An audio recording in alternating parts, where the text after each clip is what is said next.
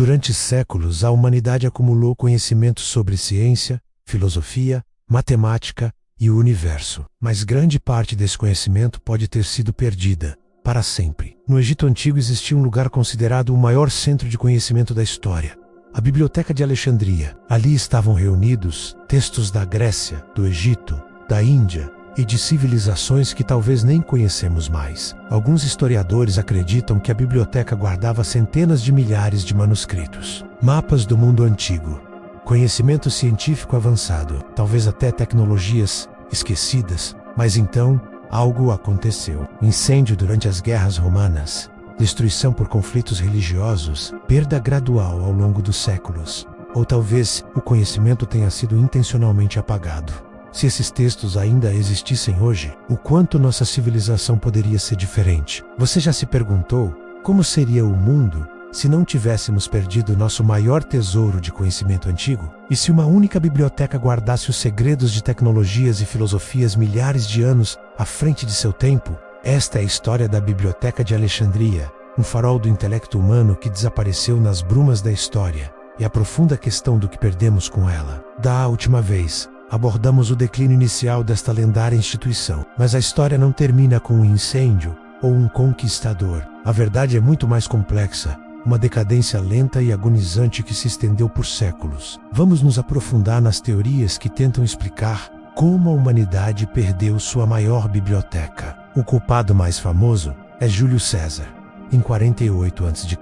Durante sua guerra civil, ele incendiou navios no porto de Alexandria. Escritores antigos como Plutarco dizem que as chamas se espalharam e acidentalmente consumiram a biblioteca. Mas era a grande biblioteca em si ou um armazém menor perto dos docas que guardava pergaminhos para exportação? Historiadores modernos inclinam-se para o último. Foi uma perda significativa, sim, dezenas de milhares de pergaminhos, mas provavelmente não o fim catastrófico que muitas vezes imaginamos. A biblioteca e sua instituição irmã, o Serapeu, continuaram a funcionar, um testemunho de sua resiliência. Então, se César não deu o golpe final, quem o fez? Vamos avançar alguns séculos. O Império Romano está em turbulência. O século III depois de Cristo foi um período de intensa crise, com guerras civis e colapso econômico. Alexandria, uma cidade movimentada e muitas vezes volátil, foi pega no fogo cruzado.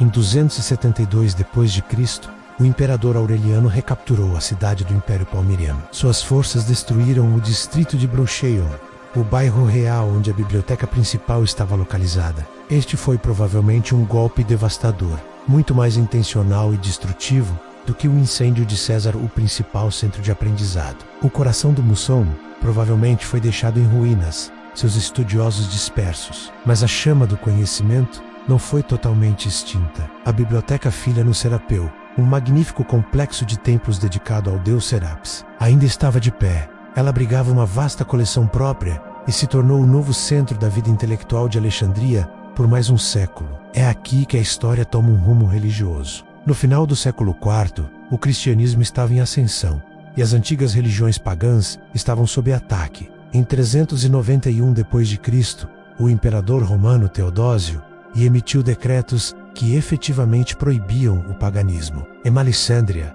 isso culminou em um confronto violento. Teófilo, o poderoso patriarca da cidade, liderou uma multidão cristã até o Serapeu. Eles não estavam lá apenas para protestar, eles estavam lá para purgar. O templo foi saqueado, seus ídolos pagãos quebrados e seus salões reaproveitados. O que aconteceu com os pergaminhos dentro do Serapeu? Este é um dos maiores pontos de debate. Alguns relatos sugerem que a coleção foi destruída no caos. Outros argumentam que os pergaminhos podem ter sido movidos, escondidos ou simplesmente caíram em desuso à medida que a instituição que os curava foi desmantelada. Não há uma ordem definitiva de queima de livros do imperador, mas o ato de destruir o centro intelectual e religioso do paganismo teria tido o mesmo efeito. O sistema de apoio institucional para os pergaminhos desapareceu. Sem estudiosos para copiá-los, estudá-los e preservá-los, o papiro simplesmente se desfez em pó com o tempo.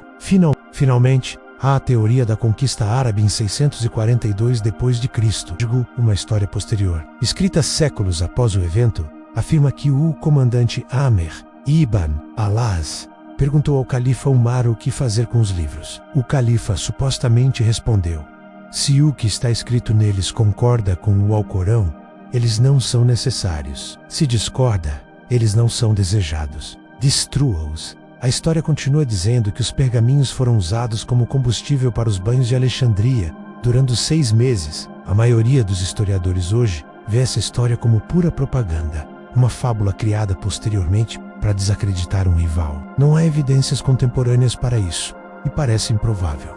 Em 642 d.C., o que restava da coleção da Grande Biblioteca era provavelmente uma sombra de seu antigo eu, espalhada por coleções particulares e instituições menores, se é que existia. Então, o desaparecimento da Biblioteca de Alexandria não foi um evento único e dramático. Foi uma morte por 1000 cortes, incêndios acidentais, guerra civil, intolerância religiosa, cortes orçamentários e negligência simples e trágica. Foi o lento e doloroso desvendamento de um ecossistema intelectual ao longo de 700 anos. Agora, vamos imaginar o que realmente perdemos. É quase impossível de compreender. Perdemos as obras completas dos grandes trágicos gregos como Sófocles e Eurípides. Temos apenas uma fração do que eles escreveram. Perdemos as histórias definitivas do mundo antigo, como a história da Babilônia de Birazes ou a história do Egito de Moneto, que só conhecemos através de citações posteriores e fragmentadas. Pense na ciência. Perdemos os mapas astronômicos de Hiparco, que mapeou as estrelas e descobriu a precessão dos equinócios mais de 1000 anos antes de Copérnico. Perdemos os estudos anatômicos de Herófilo, o pai da anatomia, que foi um dos primeiros a realizar dissecações sistemáticas de corpos humanos. Seu trabalho era tão avançado que não foi igualado até o Renascimento. 1500 anos depois, Aristarco de Seimas tinha um livro na biblioteca argumentando que a Terra girava em torno do Sol. Imagine se esse modelo heliocêntrico tivesse se tornado sabedoria aceita em 300 a.C. em vez de no século 16 depois de Cristo. Como isso teria acelerado nossa compreensão do cosmos? Talvez a perda mais tentadora seja o trabalho de Hiro de Alexandria. Temos alguns de seus escritos, e eles descrevem invenções incríveis. Uma máquina a vapor primitiva chamada Eulípila, portas automáticas, máquinas de venda automática e figuras robóticas complexas para o teatro. Estes eram vistos como novidades, como brinquedos para o templo. Mas e se não tivessem sido? E se o conhecimento preservado na biblioteca tivesse sido aplicado? Isso nos leva ao grande e se. E se a biblioteca tivesse sobrevivido? Poderíamos ter visto uma revolução industrial no Império Romano? Se a máquina a vapor de Hiro fosse combinada com o sofisticado trabalho de engrenagens conhecido pelos gregos, poderíamos ter tido bombas a vapor, moinhos ou até mesmo veículos 1 milênio e meio antes. E a filosofia e a sociedade? A biblioteca era um caldeirão de ideias da Grécia, Egito, Pérsia, Índia e além. Se essa polinização cruzada de pensamento tivesse continuado, ininterrupta, poderia ter fomentado um mundo mais tolerante e pluralista. As cisões entre ciência e religião, ou entre Oriente e Ocidente, teriam sido tão pronunciadas. Não podemos ter certeza, mas é um pensamento poderoso. A perda da biblioteca não foi apenas uma perda de informação, foi uma perda de impulso, foi um botão de reset no progresso humano. A história da Biblioteca de Alexandria é um profundo conto de advertência. Ela nos ensina que o conhecimento é frágil. Não basta apenas reuni-lo, ele deve ser ativamente preservado, compartilhado e valorizado pela sociedade. Quando permitimos que as instituições de ensino decaiam, seja por guerra, ideologia ou simples negligência, corremos o risco de perder mais do que apenas livros. Corremos o risco de perder nosso passado e, ao fazê-lo, diminuímos a luz do nosso futuro. Hoje, estamos vivendo em uma nova era alexandrina. A internet nos deu acesso a mais informações do que os estudiosos da grande biblioteca poderiam ter sonhado. Mas também é um espaço caótico e efêmero. Dados podem ser perdidos, histórias podem ser reescritas, e a desinformação pode se espalhar como um incêndio. A lição desses pergaminhos de papiro em ruínas é mais relevante do que nunca. Somos todos bibliotecários agora, e temos a responsabilidade de proteger e valorizar nosso conhecimento humano coletivo. Não vamos cometer o mesmo erro 2 vezes. Obrigado por se juntar a nós nesta jornada pela história. Que pedaço de conhecimento perdido